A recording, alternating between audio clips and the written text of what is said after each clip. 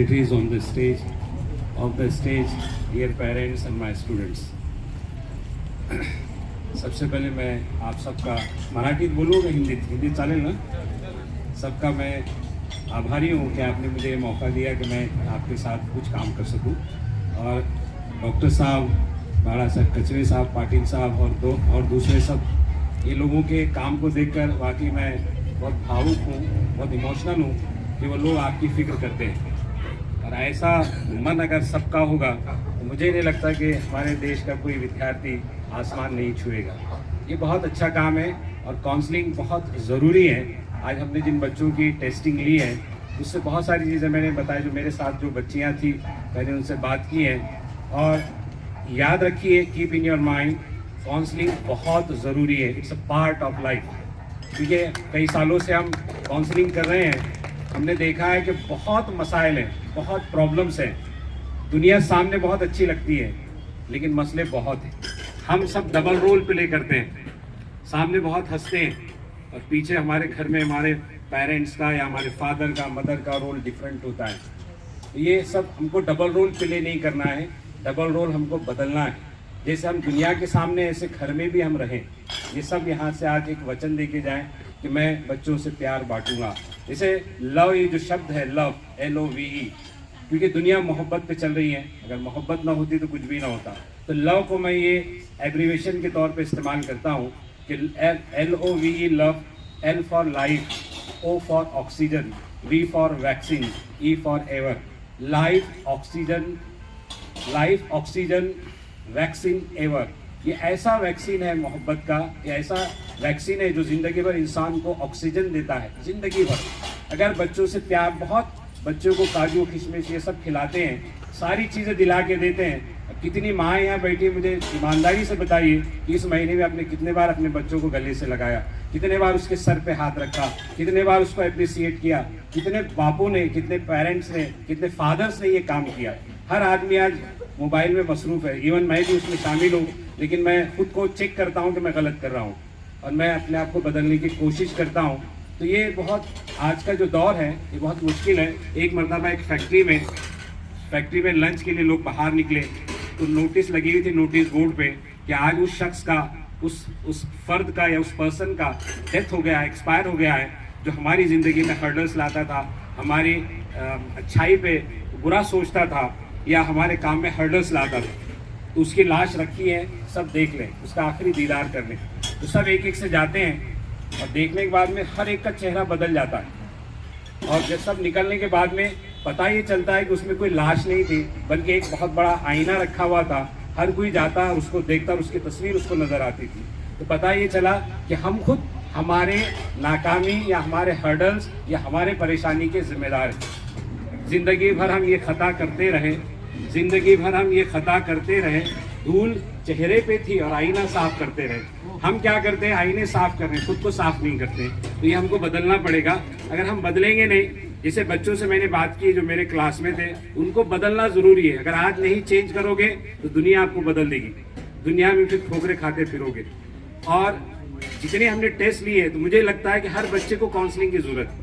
हर बच्चे को काउंसलिंग, जैसे हमको पेट दुखता है तो हम फ़ौरन दवाखाना जाते हैं, सर दुखता है तो नाइक साहब के पास चले जाते हैं। लेकिन अगर हमको कोई परेशानी हो रही है, नींद नहीं आ रही है या कुछ और हो रहा है, या हमारे बच्चे को बुरे ख्वाब दिख रहे हैं, या वो डर के उठ रहा है, या वो इम्तिहान से डर रहा है, एग्ज़ाम से डर रहा है, तो हम किसी साइकोलॉजिस्ट के पास या साइकेट्रिस्ट के पास जाने से डरते हैं। लोगों को लगता है कि अगर मैं वहाँ जाऊँगा तो लोग मुझे पागल समझेंगे। अरे क्यों पागल समझेंगे? जब गोली पेट के लिए खा सकता है तो ये प्रॉब्लम के लिए क्यों नहीं है? ये ज़रूरी है। इसीलिए आप घबराएं नहीं। जब भी आपको कोई प्रॉब्लम हो हमारे साथ ज़रूर संपर्क करें, हमको बताएं। और अगर ये सोच आपकी रहेगी तो आपके बच्चे को अप्रिसिएशन मिलेगा और उसकी ज़िंदगी बड़ी खूबसूरत बनेगी। देखिए, आपने रोज़ देखा होगा, गुलाब देखा है ना? अगर मैं गुलाब को मेरे साये में लगा दूँ, मेरे घर में एक मरतबा मैंने गुलाब लगाया और उसको अपने घर में रखा, बेडरूम में, तो एक जो गार्डनर था वो मेरे घर आया, उसने जैसे देखा, बोले सर आपने यहाँ क्यों रखा है, इसकी जगह तो धूप में। तो मुझे उसकी बात याद रही कि मैंने मनी प्लांट लगाया और मैंने मनी प्लांट को धूप में रख दिया। तो एक दिन वो किसी और वजह से मेरे पास आया और कहने लगा सर आपने ये भी गलत कर दिया, इसको तो छांव में रखना चाहिए। तो हो यही रहा है कि नर्चर टू नेचर, समझे ना, जैसे कुदरती तौर से जिस चीज को पालना चाहिए वैसा हम नहीं पालते हैं। हमारा बच्चा होता है इंजीनियरिंग का, हम डालते हैं उसको दूसरे फील्ड में, वो होता है कॉमर्स का, उसको डाल देते हैं मेडिकल में। तो ये ऐसे बहुत प्रॉब्लम्स हो रहे हैं। जैसे मैंने उस दिन अपने वाशी में भी बताया कि इंडिया टुडे की रिपोर्ट है कि 93% बच्चों को, 93 इंडिया का सर्वे है कि 93% बच्चों को सिर्फ 7 करियर्स मालूम है। कितने? 7। मतलब पेरेंट्स को भी उतने ही मालूम है, जो टीचर्स उनको पढ़ा रहे हैं उनको भी 7 मालूम है। मतलब 7 मालूम, मतलब 93% करियर्स उनको मालूम ही नहीं है, जबकि 5,500 से ज्यादा करियर्स हैं। इसलिए ये मालूमात जब आप इस तरह के प्रोग्राम रखते हैं तो ये चीजें आपके जहन में आती हैं, आपको पता चलती है। तो ये प्रोग्राम आपके लिए बहुत फायदेमंद है। अब जैसे बहुत सारे बच्चे हमारे यहाँ जो सामने बैठे हैं, इसमें बहुत सारे कलेक्टर भी है, टीचर भी है, इंजीनियर्स भी है, क्लर्क भी है, फार्मर्स भी, एग्रीकल्चर वाले भी है, हॉर्टिकल्चर वाले भी है। ये सब बैठे हैं, ये फ्यूचर है हमारा। और दुनिया में सबसे कीमती चीज औलाद होती है। औलाद से बढ़ के कोई नहीं। क्योंकि मेरे पास कुछ बच्चे ऐसे भी है, 3-4 बच्चे जो आज घर में बैठे हैं और वो कुछ भी नहीं कर रहे, माँ बाप उनको पाल रहे हैं, जबकि वो 90% के बच्चे थे। किसी एक चीज की वजह से वो उनकी जिंदगी खराब हो गई। एक स्टूडेंट तो ऐसा है कि वो 10th में उसने 90% लाया, उसको जाना था नारायणा औरंगाबाद पढ़ने के लिए, नीट की प्रिपरेशन के लिए।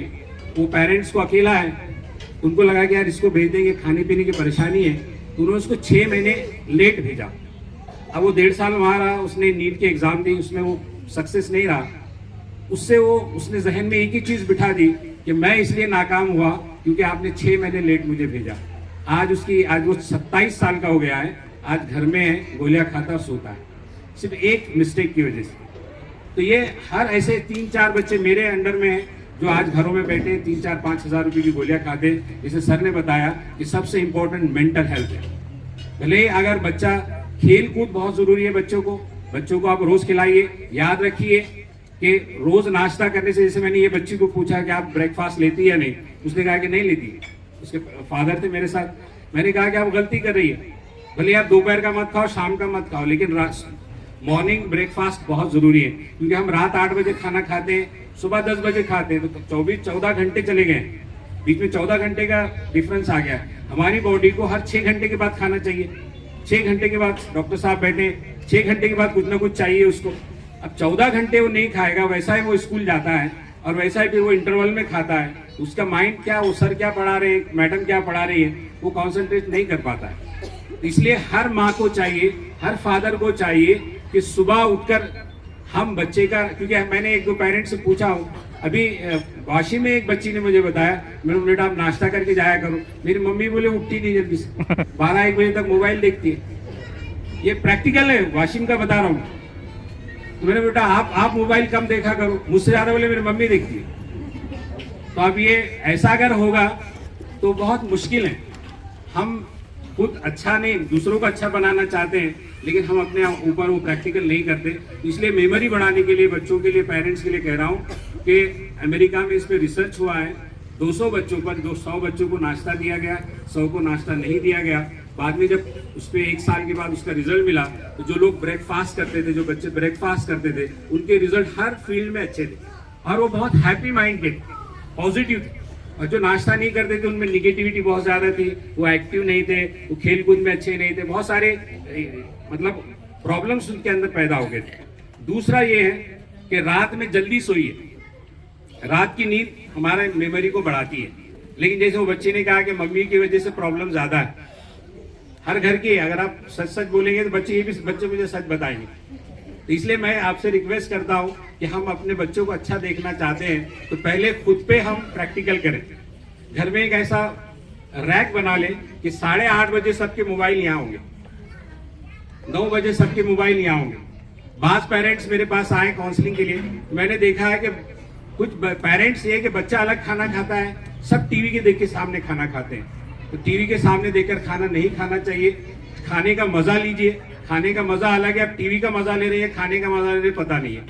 इसलिए आप और एक साथ खाना खाइए। जैसे मैंने डॉक्टर साहब का सुना हो, डॉक्टर साहब ने, को हम वाशिम जा रहे थे तो बताया कि हम रोजाना कुछ भी हो जाए, लेकिन रात में 14 लोग एक दस्तरखान पे खाना खाते हैं, मतलब एक जगह खाना खाते हैं।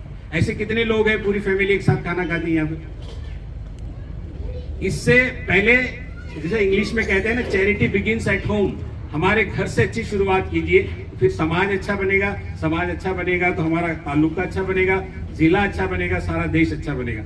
इसलिए बच्चों को अगर हम खुद एक साथ खाएंगे, ये छोटी छोटी चीजें हैं लेकिन ये बहुत बड़ा प्रॉब्लम आगे क्रिएट करती है। मैं और माओ से रिक्वेस्ट करूंगा कि हर बच्ची को खाना बनाना आना चाहिए।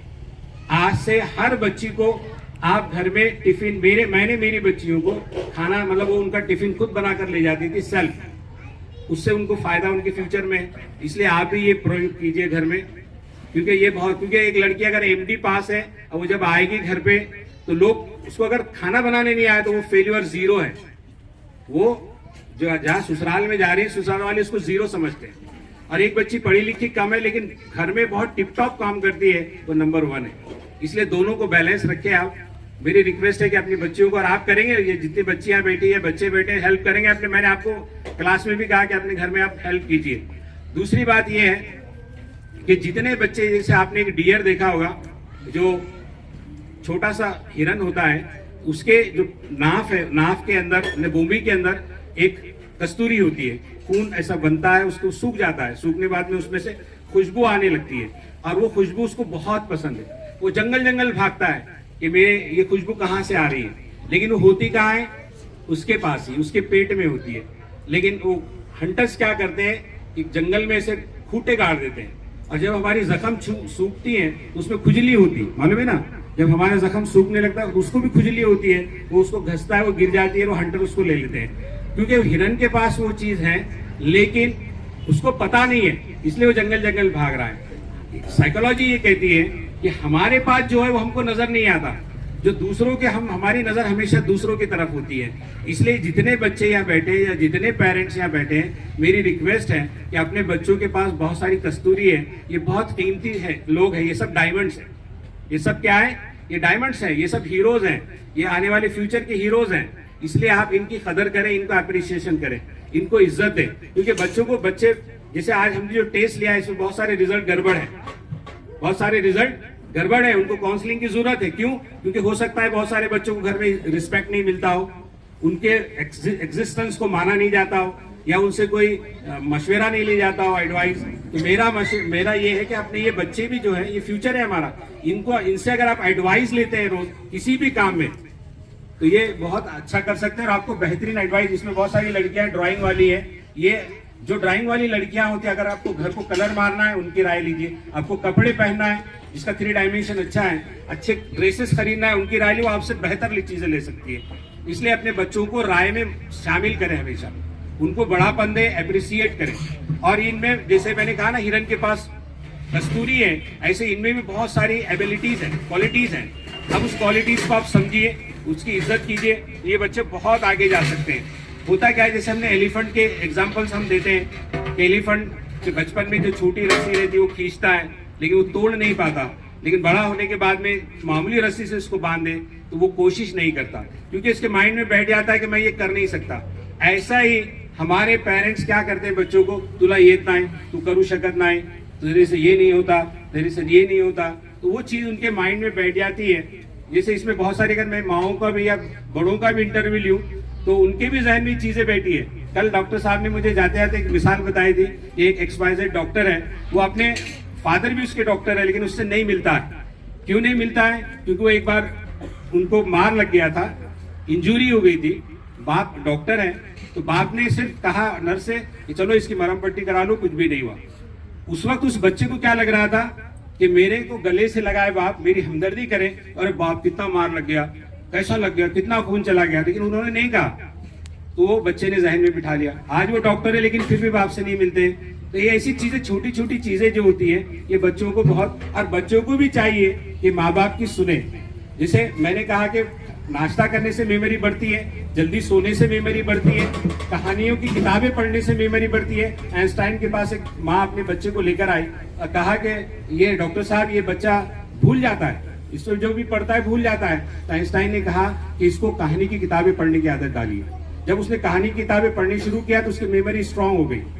इसलिए नाश्ता जरूरी है, नींद जरूरी है, कहानियों की किताबें पढ़ना जरूरी है। इसके अलावा बहुत सारे बच्चे खेल कूद में नहीं जाते हैं। हमारे पास क्या है कि ट्यूशन घर और स्कूल, ट्यूशन घर स्कूल, कितनी ट्यूशन लगानी है, ट्यूशन कम लगाइए, लेकिन 2 घंटे बच्चों को खेलने का मौका दीजिए। कितना? 2। जो बच्चे खेलते हैं, जो बच्चे खेलने में परफेक्ट होंगे वो जिंदगी में परफेक्ट रहते हैं। हार जीत वो रोज मैदान में देखते हैं। हार जीत की वजह से क्या होता है, उसको मतलब वो हर चीज को संभाल लेता है। अगर फेल भी हो गया लाइफ में, उसको लगता है कि कल मैं जीतूंगा, क्योंकि खेल उसको ये चीजें सिखाता है। फिर उसको फिजिकल फिटनेस देता है, जो फिजिकल फिटनेस देगा तो मेंटल फिटनेस भी आता है। फिर उसको दोस्तों में रहने की आदत डालता है, समाज में जीने की आदत डालता है, और जिसे नंबर मिलते हैं उसके पास एक गोल होता है कि मुझे ये करना है, वो गोल के पीछे भागता है। इसलिए बच्चों को खेलने की आदत डालिए। 2 घंटे बच्चों को खेलने के लिए दीजिए। कितने कौन कौन बच्चे खेलते हैं इसमें? कौन कौन बच्चे खेलते हैं? एक चीज होती है, जैसे कराओ 4 मुलं आहे समोर आहे, 4 मुलं, 4 बच्चे इधर आए, 4 लड़के। देख तुम बाद में आई, 4 लड़कियां आई, तुमको दूसरी एक्टिविटी देता हूँ। मुली आहे पटकन 4 जल्दी, 4 छोटे आए तो बेहतर है। जाएगा, जाय समोर, जाय. जल्दी बेटा, फास्ट फास्ट। हा चल, खाने का नहीं है, निकाल के रखो उसको। काढून ते चॉकलेट काढा त्यातलं, ओपन कर उसको, ओपन। चॉकलेट काढा त्याच्यातलं, हातात ठेवा, ले बेटा, काढा त्यातलं चॉकलेट काढा. खोलो, ओपन।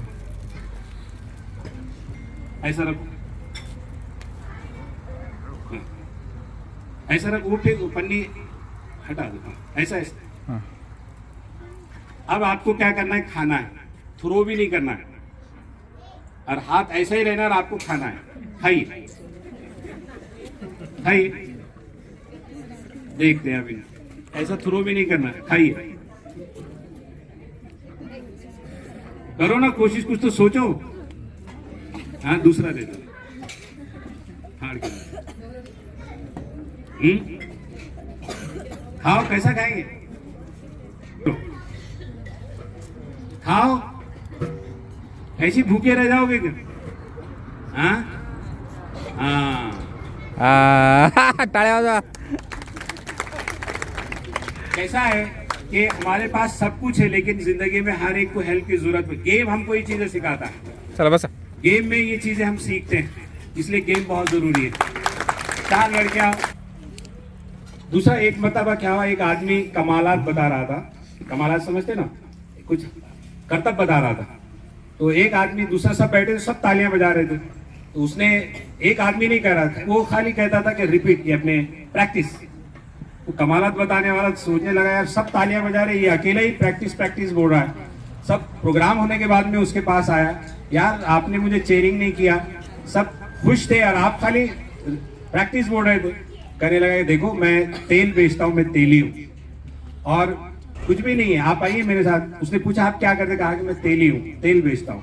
कहा कि ठीक है, आप कुछ करते हो? बोले आइए मेरे साथ। जब उसे लेकर गया तो तेली का प्रैक्टिस इतनी थी कि वो सारी बॉटल्स ऐसी रख देता था, और एक मग्गे में ऐसा तेल लेके वो फौरन ऊपर से पूरी बॉटल्स भर देता था। उसने कहा कि कुछ भी नहीं, ये सब प्रैक्टिस का कमाल है। अगर आप भी, ऐसे इंग्लिश में कहते हैं कि repetition brings perfection, repetition brings perfection, perfection brings attraction, attraction brings selection, and then selection bring collection. ये सब रिपीटेशन के ऊपर होता है। अगर आप एक चीज को बार बार करोगे, अगर आपको इंग्लिश सीखनी है, बी बेशरम, आप बेशरम बन जाइए। कोई कुछ भी बोले, इंग्लिश बोलते रहिए। मेरा एक दोस्त था, डी जावरे, दशरथ देवीदास जावरे, अकोला में लेक्चरर रहा है, मैं क्लासमेट है मेरा। वो एक देहात से आया था, मोताला से। तो जब हम फर्स्ट ईयर में पढ़ते थे, 1983 की बात बता रहा हूँ, वो पागल जैसी इंग्लिश बोलता था, सब हंसते थे हम लोग, लेकिन सबसे बेहतरीन इंग्लिश का टीचर वही बना। मतलब उसकी इतनी फ्लुएंट इंग्लिश थी आज भी और उस वक्त भी, क्योंकि वो बेशरम बन गया था। उसने सोचा था कि लोग कुछ भी बोले, मुझे मेरा काम करना है। एक मरतबा ऐसे ऊपर चढ़ने की फ्रॉक्स की एक कंपटीशन था, और बहुत सारे लोग आसपास खड़े थे। तो जैसी फ्रॉक ऊपर जाता तो लोग कहते, अरे गिरता गिरता, वो गिर जाता। तो हर फ्रॉक ऊपर जा रहा था, मेंढक, और वो गिर जाता था। एक छोटा सा मेंढक था, वो ऊपर चला गया। तो सब सोचने लगे, यार इतने बड़े बड़े ताकतवर मेंढक गिर गए, यार ये मामूली सा मेंढक कैसा चढ़ गया? बाद में पता चला कि वो बहरा था। समझे ना, वो बहरा था। तो आपको बहरे बनना है। क्या बनना है? बहरे बनना। एक मरतबा एक स्कूल में आग लग गई। आग लगने के बाद में सारे स्टूडेंट बाहर आ गए मैदान में, और सब खुश होने लगे, क्योंकि आज का मॉरल देखिए कैसा है। आ गए बाहर तो सारे टीचर नाराज हो गए इस स्कूल के और कहने लगे कि क्या बच्चे हम इतनी मेहनत से पढ़ाते हैं, सारे खुश हैं। तो बच्चों टीचर्स ने पूछा बच्चों से कि कितने खुश क्यों हैं आप? कहने लगे सर आप 2-3 महीने स्कूल बंद, क्योंकि अब जल रहा है ना स्कूल। एक बच्चा रो रहा था, एक बच्चा बड़ा गम में था। क्या नाम है बेटा आपका? हाँ अर्जुन। ये रो रहा था तो सारे टीचर उसके पास गए, चले जाने दो, सब तो छोड़ो। एक तो बच्चा अच्छा है हमारे स्कूल का जो मतलब स्कूल की हमदर्दी रखता है, तो एक सब टीचर गए उसके कंधे पे हाथ रखा कि बेटा रो मत, हम स्कूल बना लेंगे। तो अर्जुन ने एकदम हाथ हटाया कि हाथ हटाओ बोले, और कहा कि मैं इसलिए नहीं रो रहा कि स्कूल जल रहा है, मैं तो यूं इसलिए रो रहा हूँ कि आप सब पैसे बच गए। तो ये हमारे मॉरल इस तरह हो गए हैं। तो पेरेंट्स को चाहिए कि हम टीचर्स की रिस्पेक्ट करवाना सिखवाए इनको, क्योंकि पेरेंट्स जितने इंपॉर्टेंट होंगे टीचर भी उतने इंपॉर्टेंट है। अगर हम ये मॉरल इस तरह सिखाएंगे तो बहुत प्रॉब्लम है। इंग्लिश में कहते हैं कि moral is more than dollar, moral is more than dollar. Dollar से ज्यादा कीमती मॉरल है। अगर आपका बच्चा मॉरली अच्छा होगा तो बहुत सारे प्रॉब्लम्स उसके सॉल्व हो सकते हैं। इसलिए हमको बच्चे को मॉरल सिखाना, बहुत मॉरलिटी बहुत जरूरी चीज है। और ये आती है क्योंकि माँ बाप से बच्चा सीखता है। अगर माँ बाप वैसे रहेंगे तो बहुत मुश्किल है। एक मरतबा एक फैक्ट्री वाला आदमी था, उसका बीवी से झगड़ा हो गया। वो ऑफिस में आया तो मैनेजर से कुछ बात है, उसने मैनेजर को एक थप्पड़ मार दिया। अब वो मैनेजर तो मालिक को नहीं मारेगा, उसने वो घर आया, अपनी बीवी से कुछ अनबन हुई, उसको एक लगा दिया। अब बीवी शोहर को कैसा मारेगी? तो बीवी ने देखा कि उसका बड़े बेटे कुछ काम बोला तो वो उसने उसको मार दी। बड़े भाई ने छोटे भाई को कुछ काम बोला, उसने नहीं सुना, उसको मार दिया। छोटा भाई ढूंढ रहा था मैं किसको मारूं, तो बाहर गया, कुत्ता बैठा था, उसने कुत्ते को लात मारी। अब कुत्ता दौड़ता गया और वो फैक्ट्री का मालिक उस रास्ते से जा रहा था, उसको काट दिया। तो ये जो चक्कर है, ये सर्कल पूरा होता है। आप जैसा बोते हैं वैसा काटते हैं। आज आप अपने जैसा घर में आप ट्रीटमेंट बच्चों को देंगे, वो ट्रीटमेंट यकीनन आपके घर सामने एक दिन आता है। इसलिए आप जितने, जैसे मैंने कहा कि डबल रोल प्ले ना करें, बी फेयर आप रहेंगे घर में और बच्चों के साथ, तो बच्चा झूठ बोलना घर से सीखता है। जैसे ही हम बस में ले जाते कहते हैं कि छठी में होता, कहते हैं बेटा बोलो चौथी में। आप ट्रेन में हम उसको बोलते हैं यार ये बहुत लहान है। तो ये चीजें हम बच्चों को हम अपने तौर से सिखाते हैं। इसलिए झूठ बोलना छोड़ दीजिए, क्योंकि ये चीजें बच्चों को ले डूबती है आगे जाकर, क्योंकि उनको मालूम है कि हमारे पेरेंट्स जैसे वैसे नहीं है, वो बोलते कुछ है और करते कुछ है। इसलिए टीएन सेशन जो इलेक्शन कार्ड हमारे आए, मालूम है ना आपको? जो इलेक्शन कार्ड है टीएन सेशन बहुत मशहूर। जब भी उस वक्त मुझे पहली बार मालूम हुआ था कि इलेक्शन कमिश्नर भी होता है। वो एक बार यूपी के दौरे पे जा रहे थे, तो वो टिफिन घर का खाते थे हमेशा, साथ में उनकी मिसेज भी थी। एक हरा भरा जंगल देख के, ऐसा खेत देख के ठहर गए, खाना खा रहे थे। उन्होंने बॉटल शेप जो होता है ना, भैया का खोपा बॉटल शेप बना हुआ, वो दिखा। उसकी बीवी को कहा कि वो एक मुझे चाहिए। तो उन्होंने एक ऑफिसर से कहा कि लाओ मुझे हमारी बीवी के लिए इंतजाम कर दो। तो वहां एक लड़का बकरियां चरा रहा था, तो उससे उन्होंने कहा कि ऑफिसर ने उसको कुछ पैसे दिए और कहा कि हमको एक तोड़ के दे दे। तो उसने इनकार किया कि नहीं मैं नहीं लाऊंगा। तो वो उसने कहा कि उनको लगा ऑफिसर को मैं पैसे कम दे रहा हूँ, पैसे बढ़ा के दिए उसको कि जाओ लेकर आओ। तो उसने कहा कि देखो मैं पैसों की वजह से नहीं तोड़ रहा हूँ, मैं वो जो नेस्ट है उसको इसलिए नहीं तोड़ रहा हूँ क्योंकि जब उसकी माँ शाम के वक्त लौटेगी, उसमें जो अंडे या बच्चे होंगे, उसकी माँ जब अपने बच्चों को या अंडे को नहीं पाएगी तो उसको कितना फीलिंग्स होगा, उस पर क्या बीतेगी, इसलिए मैं नहीं तोड़ रहा हूँ। तो टीएन सेशन खाना खाते खाते उठे, उसको गले से लगाया और कहा कि तू पढ़ा लिखा या मैं पढ़ा लिखा हूँ? मैं पढ़कर भी अनपढ़ हूँ, मैं पढ़कर भी अनपढ़ हूँ। ये फीलिंग्स अगर हमारे अंदर नहीं आएगी, आप जैसे आपके घर में कोई मेहमान आता है तो आप सोचते हैं क्या भला आ गई, क्योंकि ये आपके मुंह से निकलता है तो बच्चे भी सोचते हैं कि भला है। अगर आप दिल से उसका रिस्पेक्ट करेंगे तो बच्चा भी दिल से करेगा। इसलिए ये चीजें हम पेरेंट्स से बच्चा सीखता है। इसलिए EQ बहुत जरूरी है। IQ जो है, जैसे हमने 90% लिया, अगर ये चीजें हमारे अंदर नहीं रहेगी, रिस्पेक्ट है, फीलिंग्स है, या मॉरल है, या डेयरिंग है, हौसला है, ये अगर चीजें हमारे अंदर नहीं रहेगी तो हमको बहुत अनसक्सेस होगा, लाइफ हमारी अच्छी नहीं होगी। इसलिए EQ जो है वो जिंदगी में 70 से 80%, यानी हाउ टू लिव, जिंदगी को खुशहाल कैसे बनाए। एक मर्तबा एक बच्चा, जैसा EQ क्या मैं इसको बताता हूँ, एक बच्चा दुकान पे गया, वहाँ ने पपीज रखी हुई थी, पपीज मालूम है ना, कुत्ते के बच्चे रखे थे, उसको खरीदना था। उसने पूछा ये कितने का, ये कितने का, ये कितने का। तो दुकानदार ने कहा कि एक बच्चा अलग से रखा हुआ था, उसने कहा कि ये भी उतने का ही है, लेकिन ये इसको थोड़ा मार लगा है, ये ले जाइए आप। वो बच्चे ने कहा कि नहीं मुझे वो दे दो। शॉपकीपर ने बहुत समझाया उसको, लेकिन उसने कहा कि मुझे वही चाहिए। फिर उसने जैसे ही लिया, दुकानदार कहने लगा क्या पागल बच्चा है, ये लंगड़ा बच्चा लेके जा रहा है उतने पैसों में। थोड़ी दूर जाने के बाद में उस लड़के ने अपना पैर बताया दुकानदार को कि मैं भी अपाहिज, मैं भी लंगड़ा हूँ। That is feelings. ये फीलिंग्स हमारे अंदर होना चाहिए। जैसे आप अपने बच्चे के लिए चाहते हैं, ऐसे दूसरों के बच्चे के लिए चाहें। जैसे आप अपने बच्चों की, एक टीचर की हैसियत से मैं 34 साल पढ़ाया हूँ, 34 ईयर्स मैंने टीचिंग की है। तो अगर जो मेरे बच्चों के लिए चाहता हूँ, अगर मैं कोई भी हो उसके बच्चे के लिए चाहूंगा, तो वो यकीनन वो फीलिंग्स मेरी है कि मैं उसके लिए अच्छा चाहता हूँ।